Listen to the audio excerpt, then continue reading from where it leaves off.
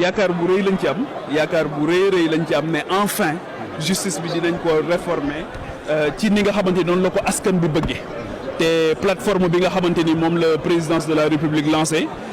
ci xalaat ak bëgg-bëggu président de la République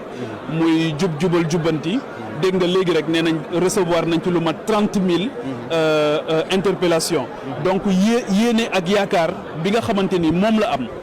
jàpp naa ne yéene ak yaakaar boobu dafa dajeeg boo xam population Sénégal dañ ko am Sénégal nag ñu sonn lool ci wàllu justice sonn ci lool jamono yi nga xamante ni at yi ñu romb depuis 1960 daanaka dinañ am ay réformettes mais souvent du ñu am de vraies réformes en profondeur et cette fois-ci boo déggee ni président de la République waxee xam nga ne am na yéene ñu définitivement ñu régler ces questions-là justice dafa sonal ñëpp moom ci boppam gis nga ko daanaka prison la jógee dem palais donc aujourd'hui il est très bien placé